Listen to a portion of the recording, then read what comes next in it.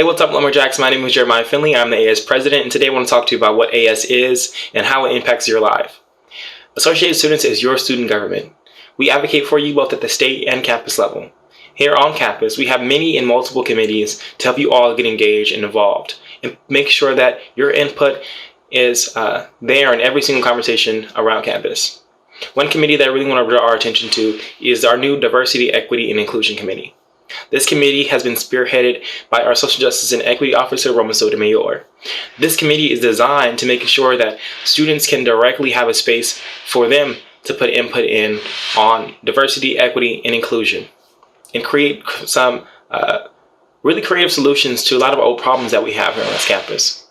Additionally, we're focusing on creating better voter registration for our students and for the community at large. Our Lobby Core Committee will be doing a lot of voter advocacy and voter education around this year's election. These are some of the amazing things that we're all focusing on this semester. I would really invite you all to participate and take part in this work that we're doing. It's important. And we'll be able to give back to the students who will come after us, and so forth and so on. My name is Jeremiah Finley. I'm the AS President, and I really enjoy and appreciate if you reach out to me at jaf144@humboldt.edu or visit our AS website and reach out to one of our Board of Directors members. Thank you all so much, and welcome to Humboldt.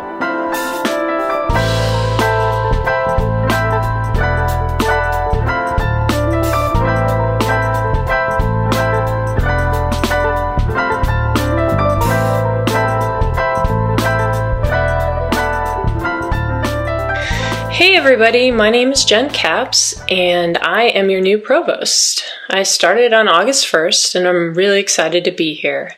And the very first thing I wanted to say was thank you to President Jackson for offering me some time to speak with you all today.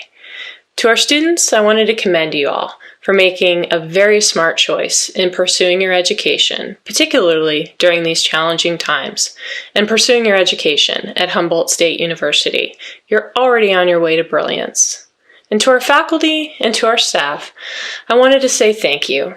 Thank you for your hard work and your dedication to student success in preparing your courses and your creativity in offering student support services to assist our students in being successful.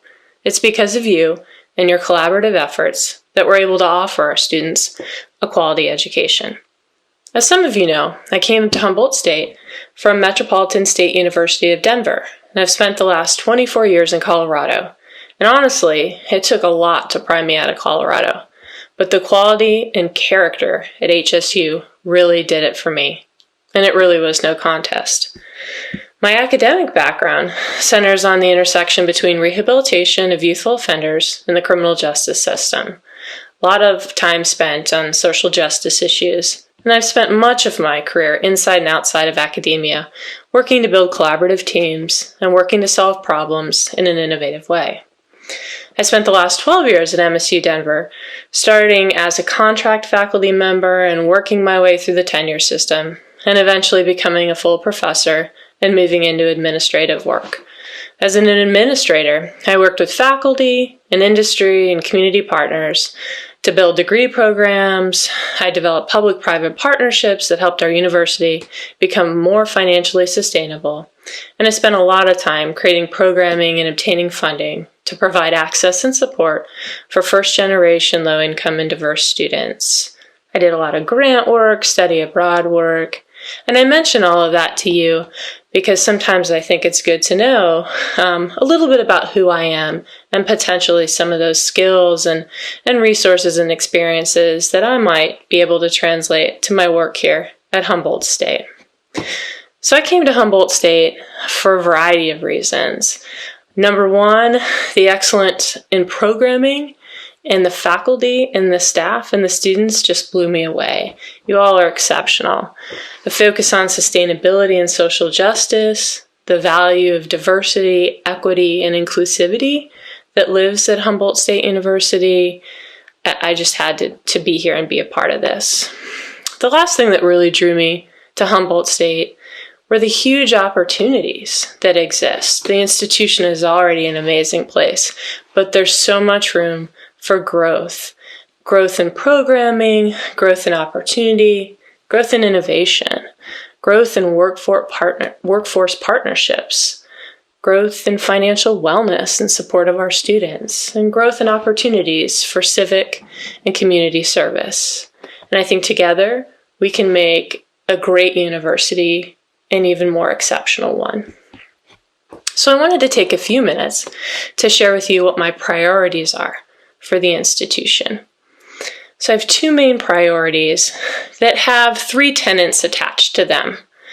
So my priorities are wanting to continue to advance the academic excellence and continue to advance access. And I'll explain my terms here in just a minute. But bearing in mind academic excellence and access, sometimes people say a university should be accessible and will compromise the excellence. Other times folks say we really want to be the most excellent institution and we want to deny access. I think we can be both. I'd very much like us to be an institution that defines ourselves by who we include and not who we exclude. So in thinking about academic excellence and advancing access, there's three tenets that I'd like us to think about as we move through this next year. When thinking about excellence and access, making sure that we have diversity, equity, and inclusivity in mind. Okay, so making sure all the decisions that we make really are prudent and helpful in advancing forward diversity, equity, and inclusivity work. The decisions that we make about academic excellence and access have financial wellness in mind. What are we doing to contribute to the financial wellness of the institution and the financial wellness of our students? One of the biggest things I heard during my interview process was that this was a pain point at our institution, the finances piece. And so really going to work hard to move through that and solve for that. And then lastly, safety. So it's been said a million times and you'll hear it a million more, all of the concerns and the important things that we need to do to ensure that we're safe during this COVID-19 pandemic. And so we'll continue to make decisions about academic excellence and advancing access with public health and safety in mind. But safety can go beyond that too. It can be making sure and ensuring that we move more toward having a university that feels even more safe in terms of safety of expression, safety of expressing ideas. And so really want to make sure that when we think about academic excellence and access, we think about those things as well. So academic excellence, what do I mean? Well, there's a million things that can go under academic excellence, and I'm really going to rely on you all, faculty, staff, and students, to help support me in generating great ideas. But I have a few off the cuff that I'd like to share with you. Continue to retain our top-notch faculty and our excellence of programs, but getting the word out about our great accomplishments, the great programs that we have, our great faculty, our great students. I don't think enough people know what amazing things we have going on here. So let's get the word out. Making sure our faculty, our staff, and our students have what they need to be successful. Do they have training materials? Do they have their books? Do they have access to technology? Do they have research materials? Let's make sure that we work hard to make sure that resources are distributed in a meaningful way. Advancing excellence, retaining and attracting and recruiting faculty and staff with expertise and with the diversity that mirrors our students. That's very, very important from my perspective. Continuing also to assess and to reassess our academic offerings. So that's one that I think can give sometimes faculty and staff, even students, a little bit of pause. Like, what does she mean by that? What I mean is that it's always important to assess our academic offerings and make sure that they're what faculty believe makes sense, but also what students think that makes sense, that industry and our community, that we're in alignment with what our offerings are, and that they are meeting the needs of our students, and that they are viable and sustainable. So I'm going to spend a lot of time partnering with our faculty and other community members to work through and make sure that we're feeling like we're not only offering the best that we can, but even better.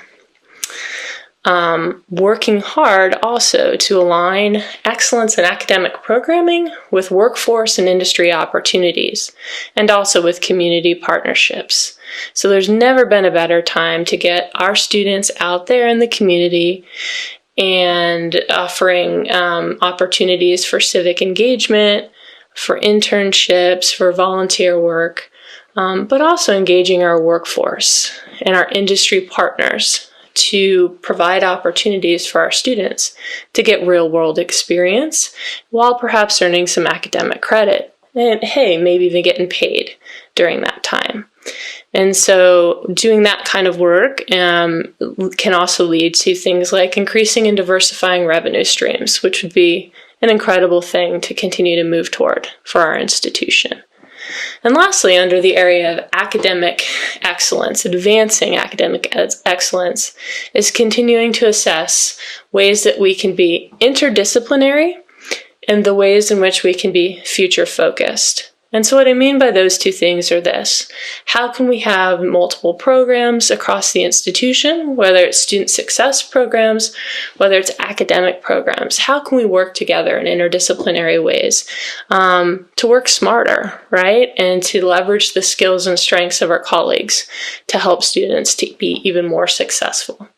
And in regard to future focused, let's not just think about what might be a good academic program or student support service today or even tomorrow, but what might work in 10 years, and 20 years, and 50 years. Let's get ahead of the curve and truly be innovative.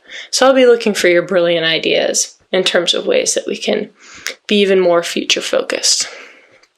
So I'll shift gears for a moment to the topic of advancing access. So remember what I said before. I'd like to define ourselves by who we include, not who we exclude. Having access to education not only betters each individual person, but it makes our communities better. And advancing access to students goes hand in hand with student success metrics. So continuing to improve ways to financially help to support students with things like scholarships, apprenticeships, paid internships, workforce partnerships, building to have even more and more opportunities for students. So maybe at some point we could say every student at Humboldt State University has either a scholarship, an apprenticeship, a paid internship, or, a work experience during their time here. Advancing access to me also means attracting more local students, attracting more students that are perhaps they're part-time students, or they're older students, or community members that are wanting to come back to add skills, add a second degree, or maybe just a course or two, because they're wanting to scale up their skills. And so creating more access for everybody to pursue education. Increasing our online, our hybrid, and our technology capacity, right? So we're all sitting here in this COVID-19 time, and most of our academic curriculum is online with some face-to-face exceptions this coming fall. So we shifted very quickly, and again, hats off to our faculty and staff for making that happen. And when we shift back to doing much more face-to-face coursework, does it make sense to continue some pathways for online programming and education? Do we build out more of those pathways so we can reach some of our rural community members or potential students that can't get to Humboldt State University? It's just too hard every day. So what makes sense in that online space? And then making sure that we have the technological capacity to meet the needs of our faculty, staff, and students.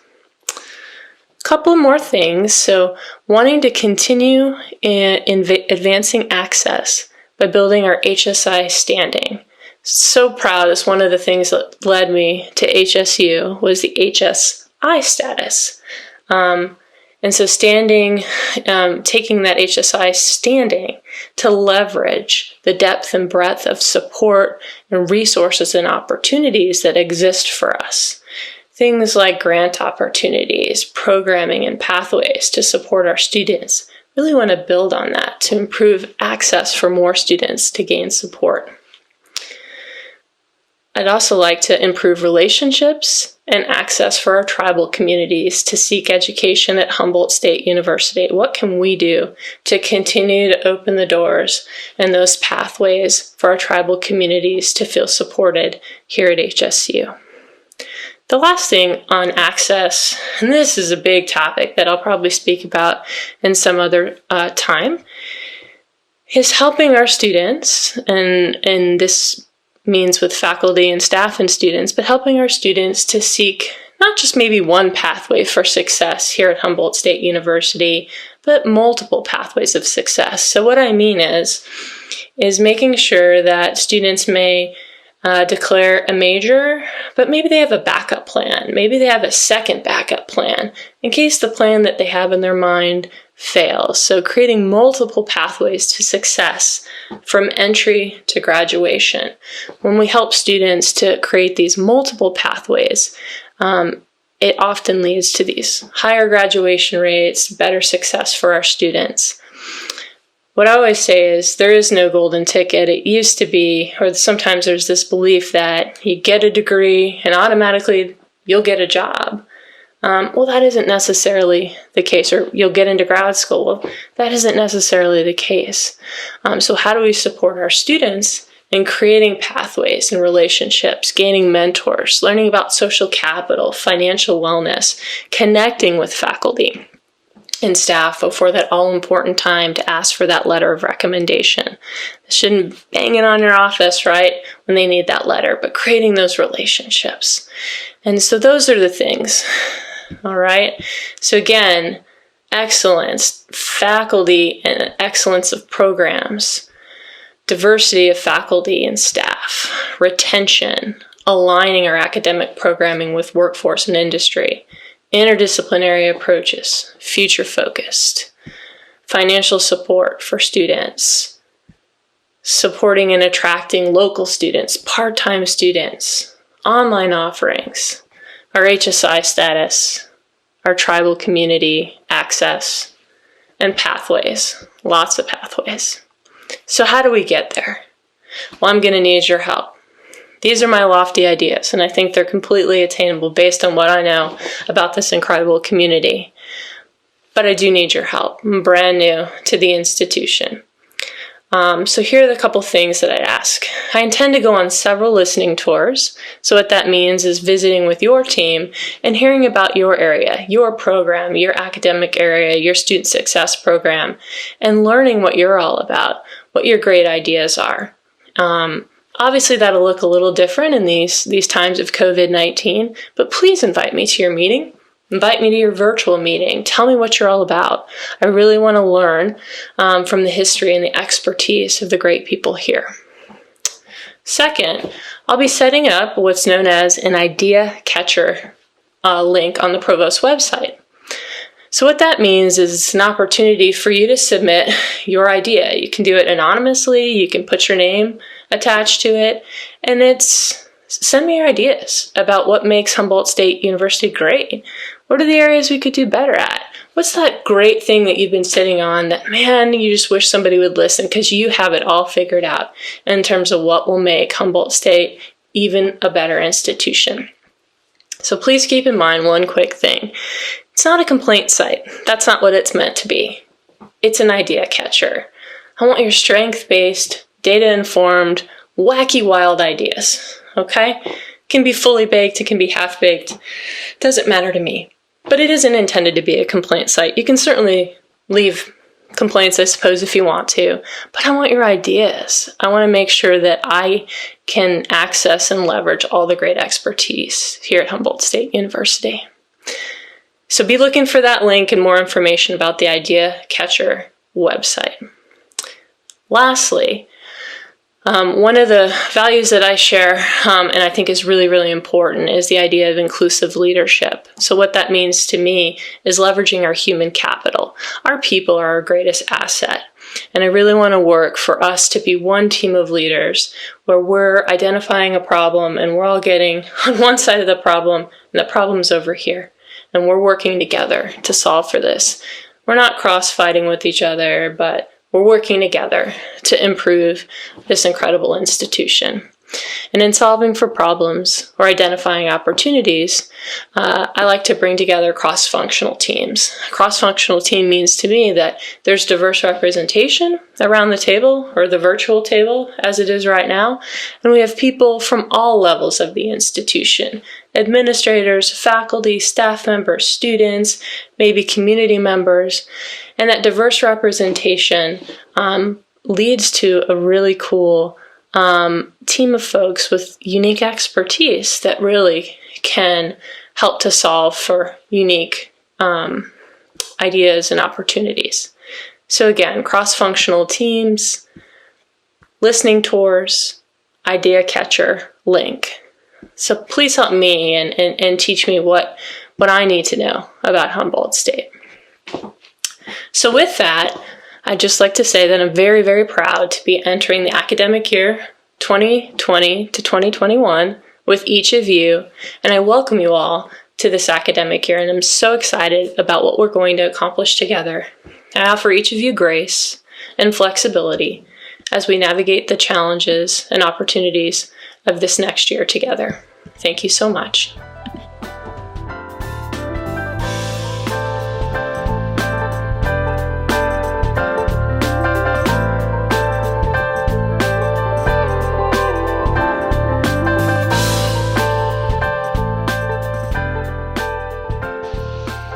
Good day to all of you, and welcome to our 2020 Fall Welcome.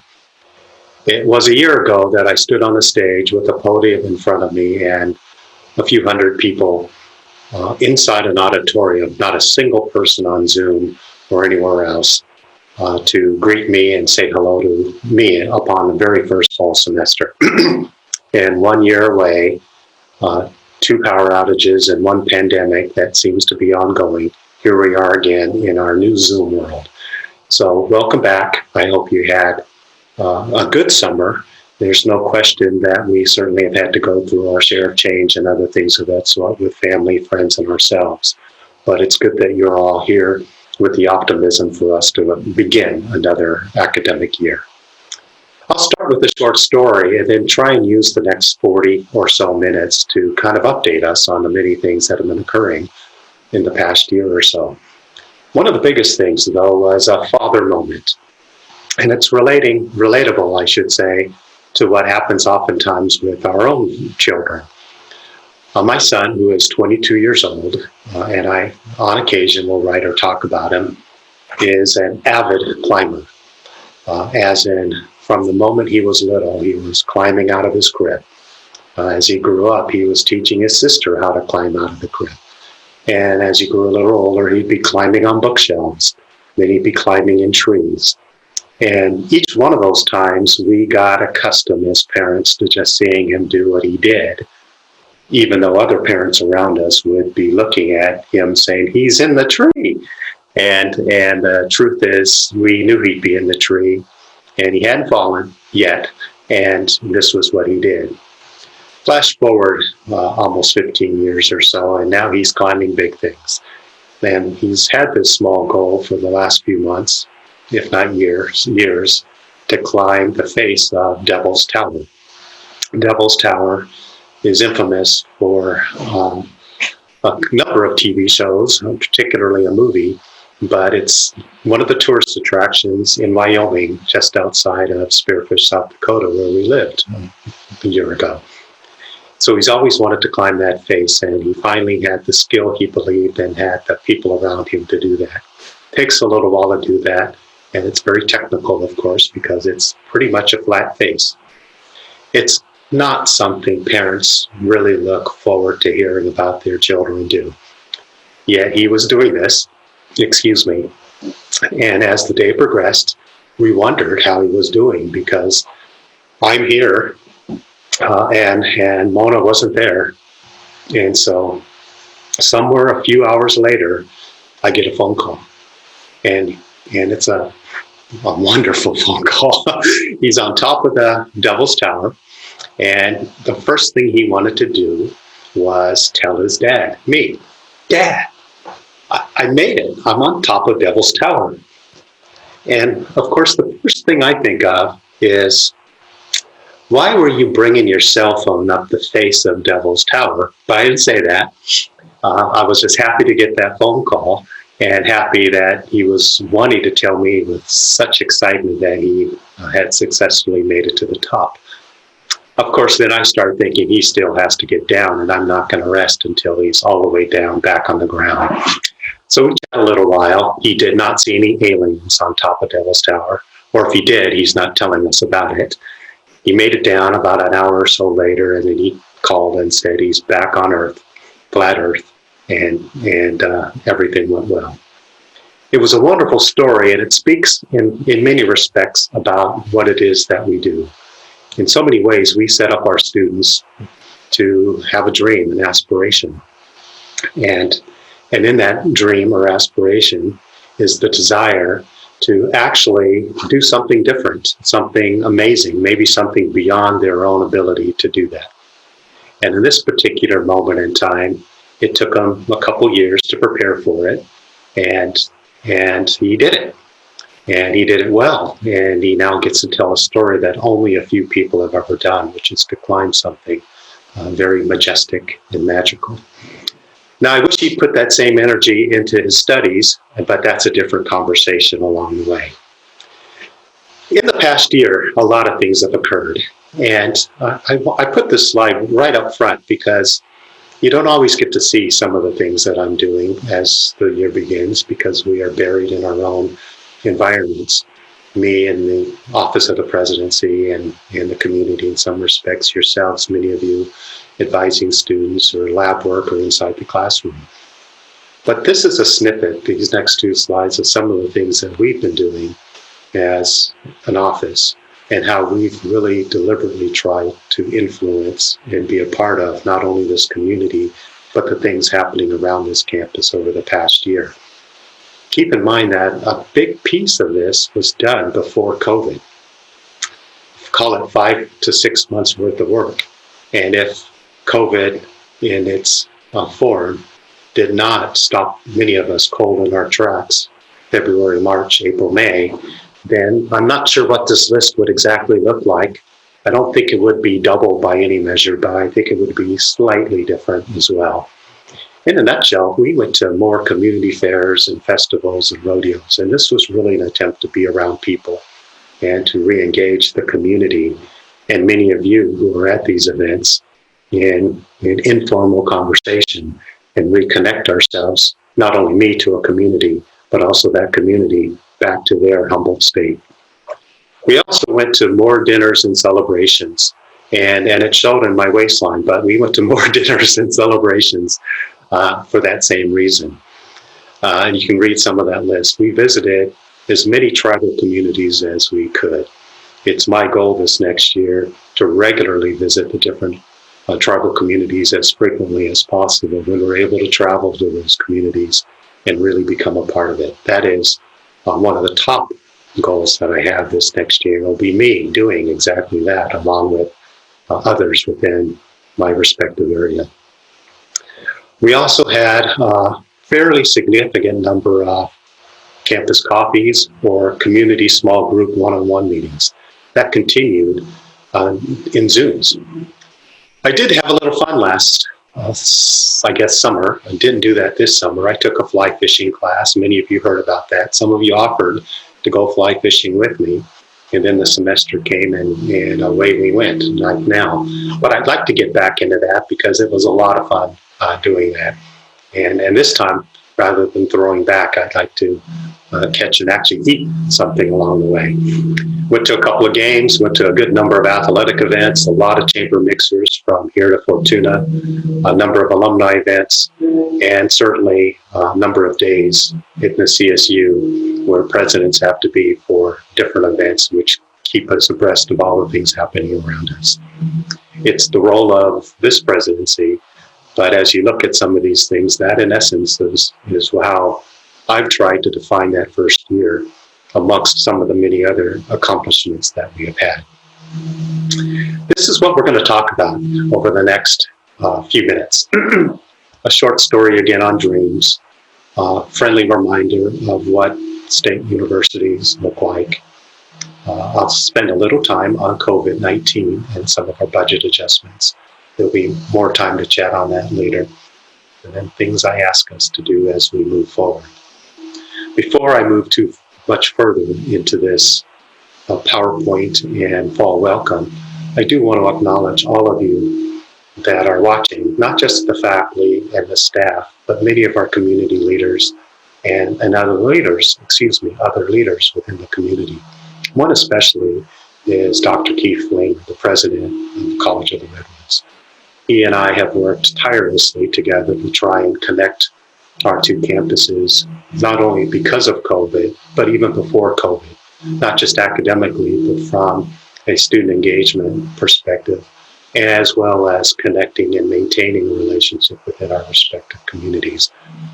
It's wonderful to have such a colleague and friend on that side of the house where we can strategize and see how we can connect those students at CR to becoming students here, or vice versa when our students need to transition back. And so to Dr. Flanger, thank you for your support and your willingness to be a dear friend of this university. Last year, we spoke about dreams. And at the end of this fall welcome, there will be a friendly reminder of what that entails. For many, it's a matter of seeing this opportunity, this hearing in their voices, this student voices or parent voices, this dream, this aspiration, this idea that college will provide a better life pathway for their son or daughter or themselves. And we aspire to that as a university. It means a lot to us as a university, and it's the soul of the work in many respects of what it is that we are doing, helping individuals see a dream come true. It was really apparent during the virtual commencement and seeing the stories, hearing the comments in the virtual receptions that I attended, and then seeing the student comments of how much pride not only they had, but also their family had in them earning that degree. But behind that was the hope, the genuine hope that those students, graduates, alumni, would help us create a better earth, a better place, a better society, which we all are so optimistic. And what that may look like, we all have pictures of what that may be.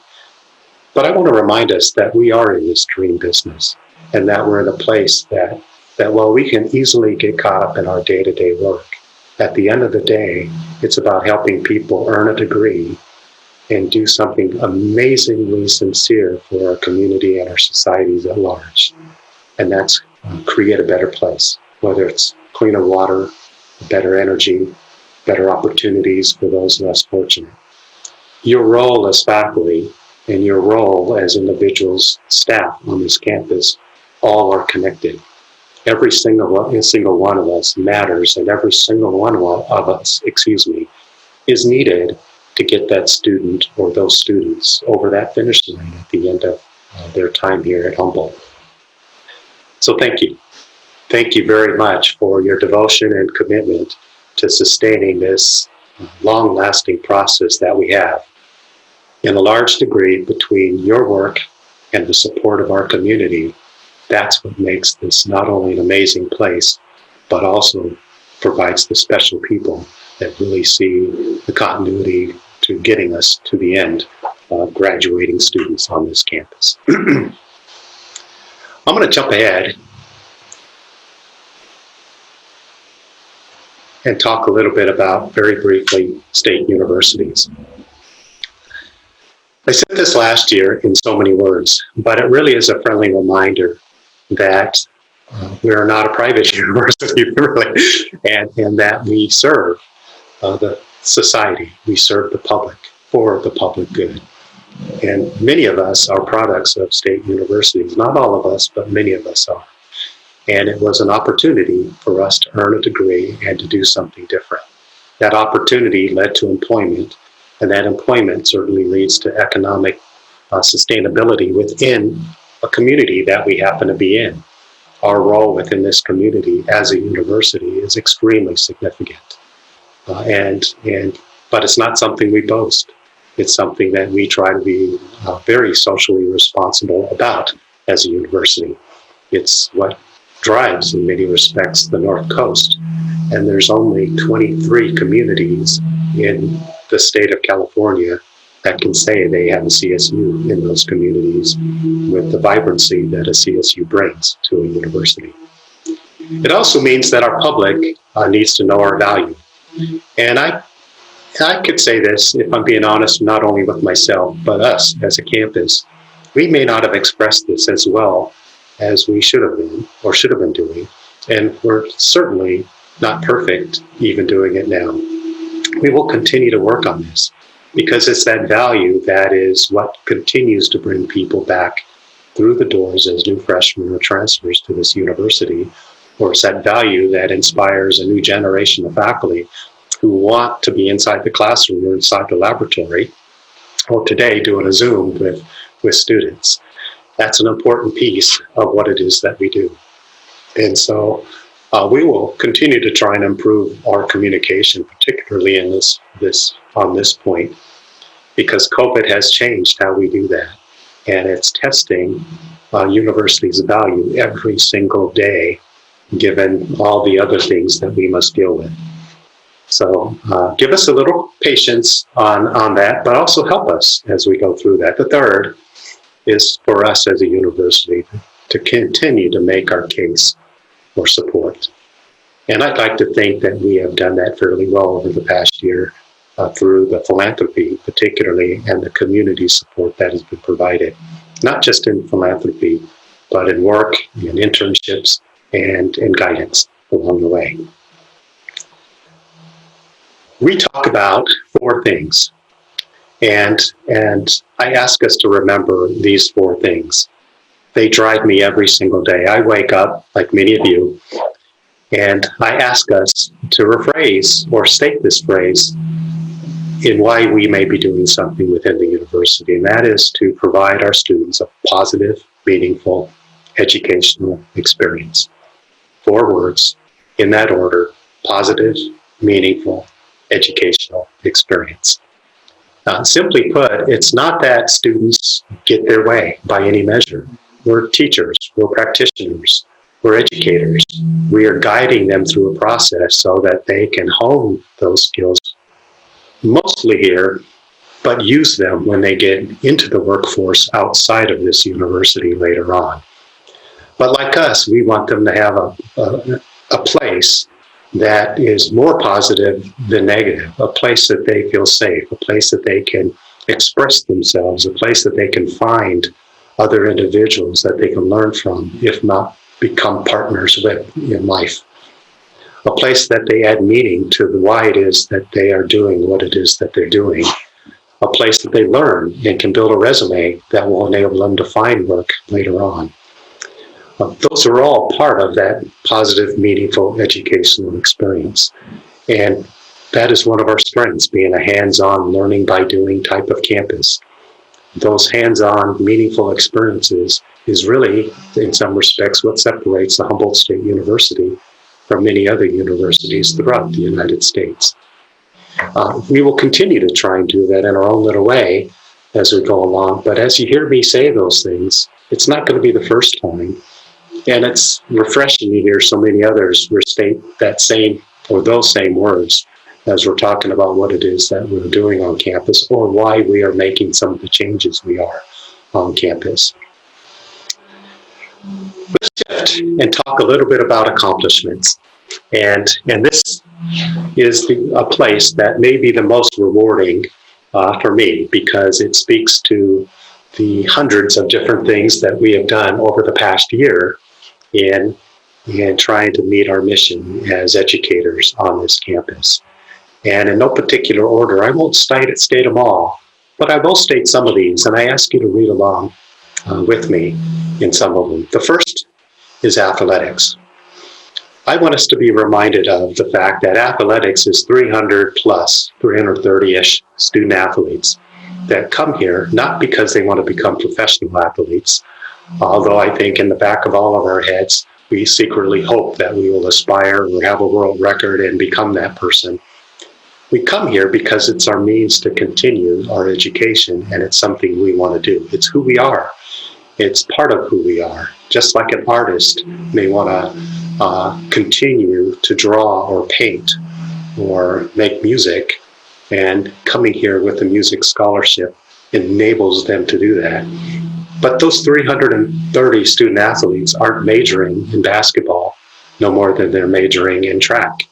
They have majors in any number of the disciplines that you, our faculty and staff support, teach at this university.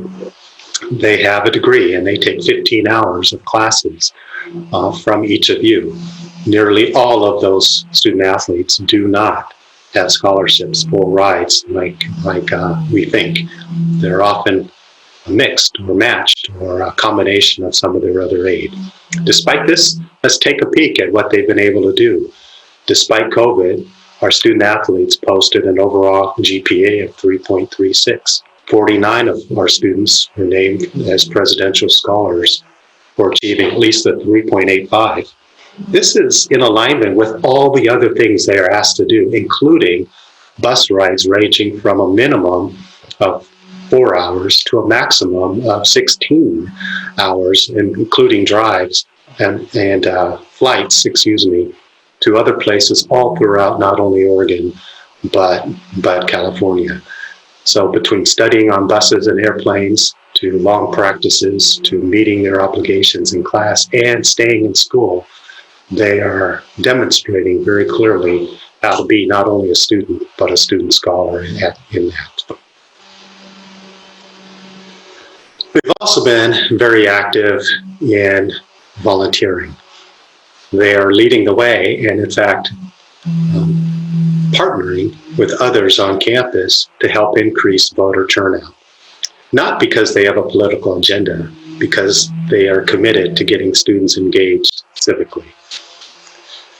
Continuing on, I think it's important that we recognize that our retention is under attack.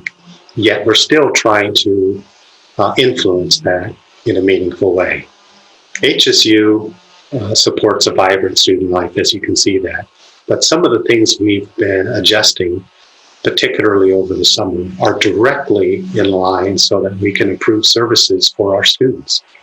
Our students have been asking for a different type of dining experience for a number of years, through the notes that I've read in the Office of the President to my year on campus with 3 different AS presidents. That has been fairly consistent, including different retail options in our bookstore and different programs for our students to engage in outside of the classroom.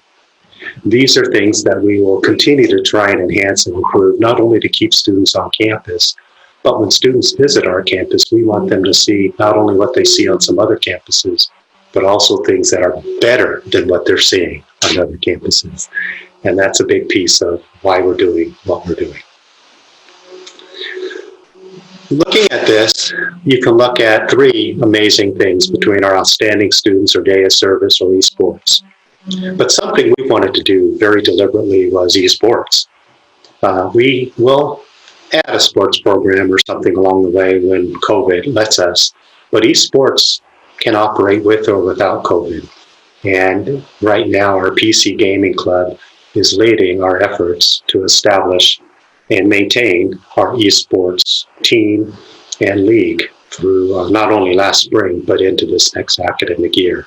This is one of the fastest growing programs on the campus.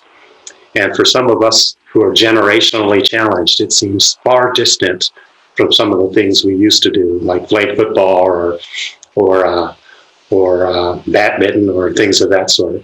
But it is here, and it is one of the most involved activities that we have, and will become that, and remain that for a number of years.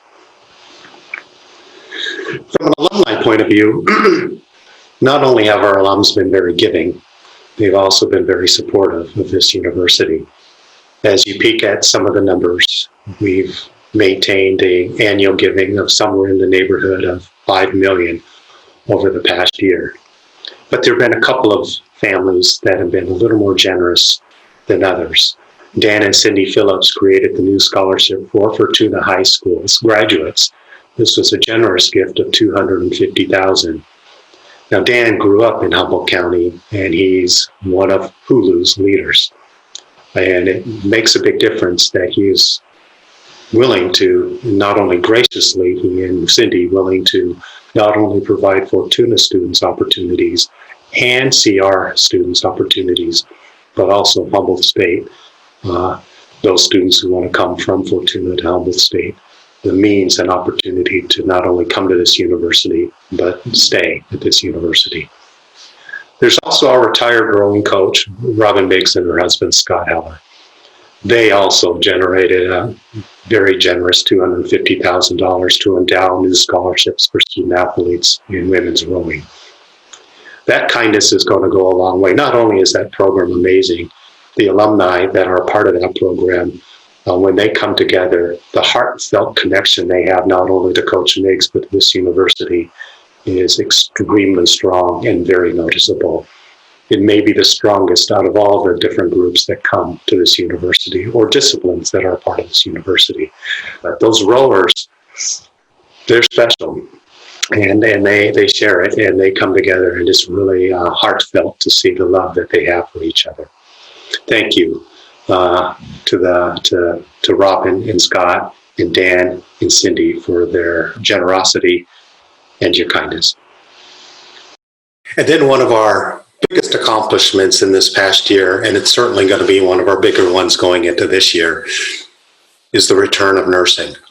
This is one of those we had to scratch through on so many different levels, but it has arrived, not only to having the personnel in place to carry it forward, but actually to have the students in place who will be taking their first classes in the coming weeks in our program. So that is an amazing accomplishment for us, and it will lead us to many more similar type health degrees, I hope, in the future.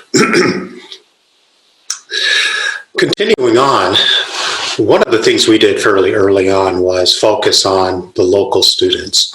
And it was before COVID that we traveled to many different high schools and talked to community leaders.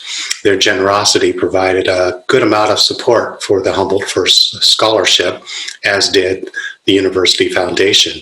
That's just a small piece of it, though, because the relationships that were formed with those different high schools have been very transformative for us as a university. Key in that has been our relationship with the College of the Redwoods, and we've never had a more important champion than President Keith Flamer at CR. Earlier this year, we signed a broad memorandum of understanding committing our two institutions to work really closely together on a number of different topics, and we'll continue to do that over this next year. In academics, you can see some of the things that we have been doing, but a major effort has been in the expansion of our learning community offerings for incoming freshmen.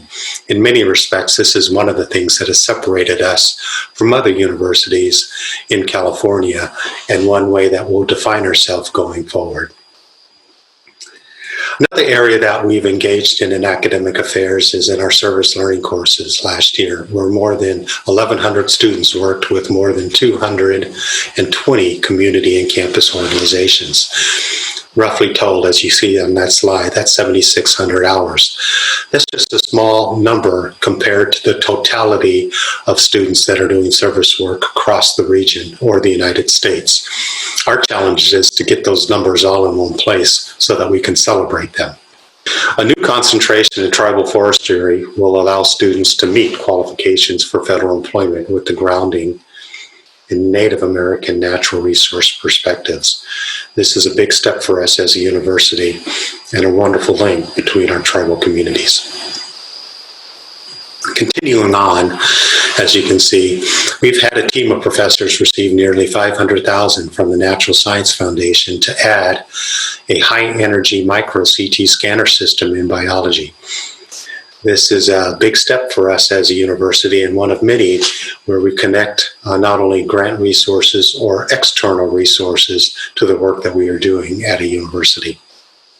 Regarding diversity, equity, and inclusion, the HSU Foundation established the Cultural Programming Fund, which provides $150,000 over the next 3 years for programming by the cultural centers and the Office of the Dean of Students and other diverse student organizations. This is the university, through the foundation, investing in diversity, equity, and inclusion in a substantial way to help us improve what it is that we do on campus. Under facilities, administration, and finance, there have been a number of wonderful accomplishments in the past year. One that I'd like to point out is HSU's Northern California Small Business Development Center, which provides services across 36 counties. It moved to its new headquarters on 3rd Street in Eureka. There's no secret. We want to do more things in Eureka, in large part because it's the larger community in our county, but it also is the epicenter of most of our economic development, many of our alumni, and there are a lot of businesses and industry located in that community. Having the Small Business Development Center located there with the branding of HSU is a big step for us as a university. It aligns as well with all of the 36 counties throughout Northern California. Research, I talked about this a little last year, and I want to encourage us to continue to do that over the coming year. I think this is a place, not a campus place, but a place on campus where we can really excel and arguably become prolific. I am not saying we're becoming a research university, not even close. That's not what I'm talking about. I'm talking about our ability to find external funding on so many levels in so many places, and we're seeing that through these success stories. A recent economic impact study found that we generate more than $567 million in industry activity. The groundbreaking microgrid has changed how we are perceived nationally because of the SHOTS Energy Research Center. And then, of course, the North Coast Otters is a public arts and science initiative with 100+ otter structures throughout the area. These are things that people look forward to and are seeing. Let's switch gears just a little bit and talk a little bit about COVID. This is something that has in fact impacted all of us on campus and in our respective communities and our families. And it's something that we certainly hope goes away, but it's changed us forever. And going back arguably is not going to be the option because we've been changed forever. What's played out are things substantially changing from minute to minute to minute to minute. When this happened last spring semester, it had been occurring obviously in other parts throughout the world, but when it hit us in the United States and particularly in this community, a good number of changes occurred very rapidly. But since that time, there have been many people on campus who have been dealing with the day-to-day issues of campus during a pandemic, during a state of emergency. And for many of those individuals, there's been no let-up, none. They've been going nonstop, sometimes 12+ hours in a day early on, just to make sure operationally we were going. It was not until after commencement that in some respects we were able to just slow down a little and catch our breath.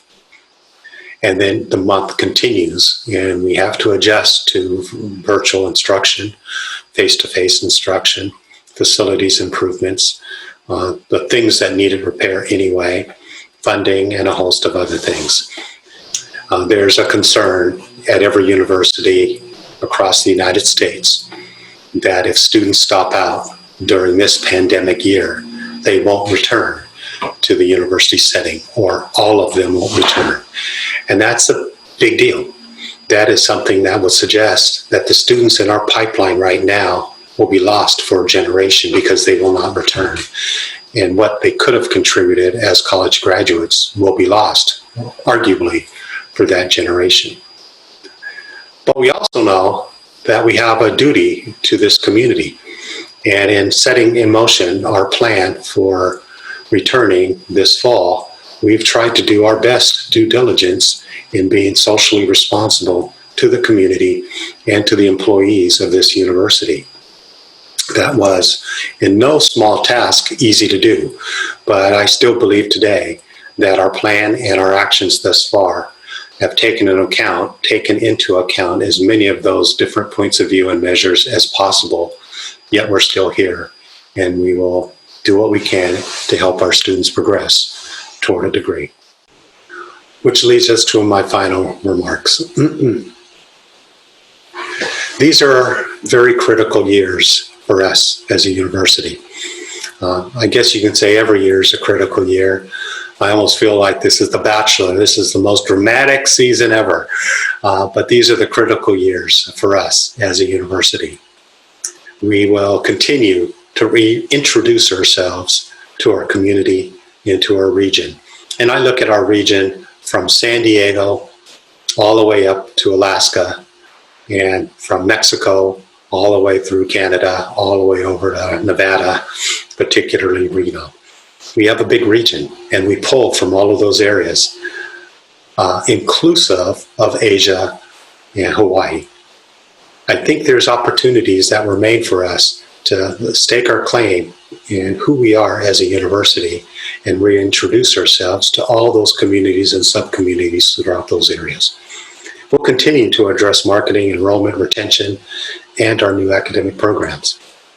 We will continue to address and look at our diversity and inclusion, particularly what we as a university want our students to know upon leaving this university. Without question, number 4, we have to align our expenditures to our resources so we can actually invest in our innovation and our entrepreneurship in the coming months and years. We will try to model ourselves as a true global community. And lastly, in our critical years, we'll continue to cultivate our friends, our scholarships, and resources. I ask you all to, 1, recommit as we begin this academic year to serving students the best way that we know how. We still are one team. We're one big lumberjack family, and our commitment is very important. Their progression toward a degree is what we do. Number 2, I ask us to maintain our contagious positive attitude. It's okay to have a positive attitude. There are challenges in front of us, but we're at a university. What we do is we work through those challenges and we demonstrate to our students, model to our students how to work through those challenges so that they can learn that going forward and model that behavior in the workforce later as younger adults. So let's maintain that contagious positive attitude that we have, and we'll get through this together as one big family and team. 3, focus on what we have and not what we do not. It's okay that we evolve as a university. It really is. We have to. Every generational change through the course of this history's life has met with some evolution as a university. And it's our time to make one of those major steps as a university and evolve given the times that we happen to be in. We do that, Humboldt State will still be around 100 more years from now. It's okay to evolve, but I ask you all to focus on what we have. Number 4, I continue to ask you to get out of your comfort zone and find a new one. If it even means engaging with other individuals outside of your department in a Zoom call, or attending a staff council social virtually, or going to a chamber mixer virtually, those are opportunities to engage and join the community. Some of the strategic things we're trying to do as a university, that only helps us get you out there. Our community wants to see our faculty and staff. Here's our chance. Let's continue in number 5 to help sell this university. Yes, we have a few warts. But we have some amazing selling points as a university. So let's sell those points, about this university. Let's go into selling mode and talk about the things that you're doing in the classroom that you're proud of. Those are things that we gravitate to. Talk about those things. Or if you don't want to talk about yourself, then talk about the colleague that you used to share an office with or laboratory with when you could go to work. Talk about the work that they were doing or are doing as in a way to sell this university. And lastly, enjoy your colleagues and our students. We don't have to fight every day. This is good work. We get to wake up and work with the smartest people on the planet. The top 7% of the individuals that call themselves college graduates and those that aspire to become college graduates. We get to work at a university. We have some amazingly talented colleagues around us. Take a moment to ask them what it is they do for fun, or what it is that they are researching, or what it is that they do on the side. You might find some like gardening as much as writing, surprisingly, or cooking, or in my case, riding horses or flying.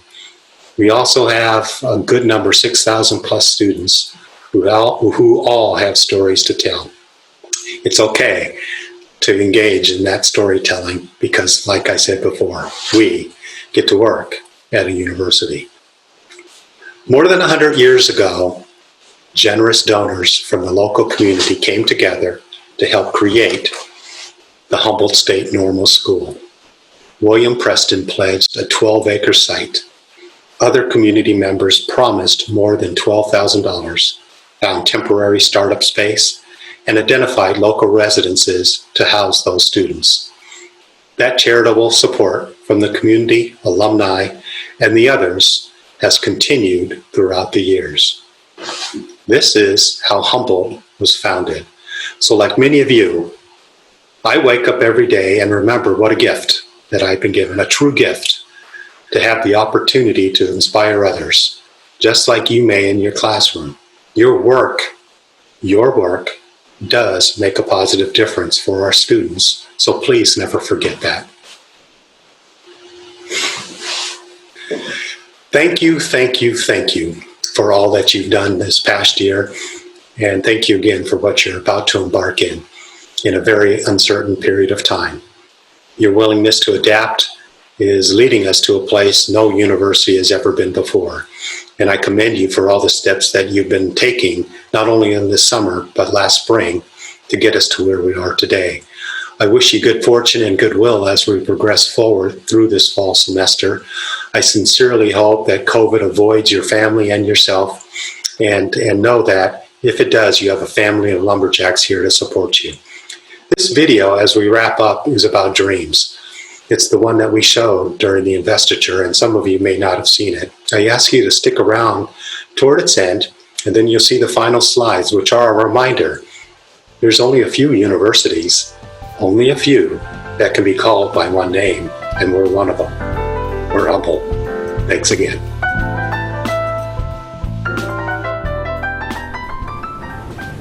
My dream right now is to work with people in the juvenile justice systems through social work. I think Humboldt's impacted that a lot because the people here are so diverse. I'm learning so much from each and every one of them, and I think Humboldt's a great place to be able to connect with people that maybe you haven't connected with before, and it's definitely shaping me into who I am today.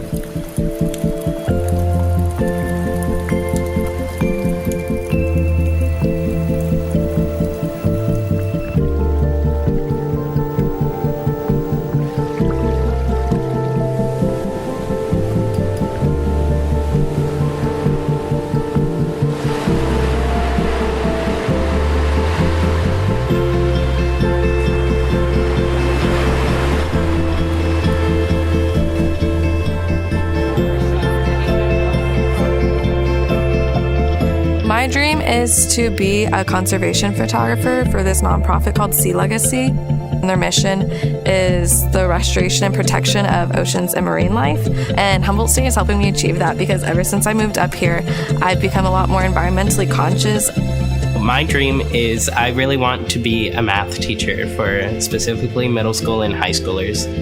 And I feel like HSU is preparing me by educating me on social inequalities. And I'm really excited to bring those experiences with me to my future classrooms. And my dream is to live for other people and to live in a world where I can love myself just as much as others can. I think Humboldt State has done that in many ways by giving spaces for students of color and people of color. I think more than anything, HSU promotes a place where we can love. My dream is to ultimately help others, and this community has shown me so much love, and I want to bring that love to the rest of the world. My dream is to travel around the world and partake in other cultures and pick up and give back to the community. By using all the skills I have gained here at Humboldt State to take them back to my hometown of Los Angeles and use them to give back to my community. My dream is actually to become a firefighter. All I know is that I love being outside and working with animals. What I want to do is be a professor. To be an environmental politician. My dream is to influence the world with my art. To work as an urban forester within California. To help low-income communities and underrepresented and marginalized communities. To create green energy that is 100% symbiotic with nature itself. To learn about animals and work with animals and see how humans can help them. To mentor the adults and the children within the criminal justice system. To humanize those whose stories have been stolen from them. To help my nation to get it more developed. When I get my major in biology, I can become a teacher. Work on projects involving water quality. To own my own physical therapy clinic. Practice for sustainability. My dream's to be able to have my own television show, just like the great Steve Irwin did himself, and spread a message of environmental awareness. You know, I just got here 1 year ago, and Humboldt's home. I'm very happy that I chose this place to call home.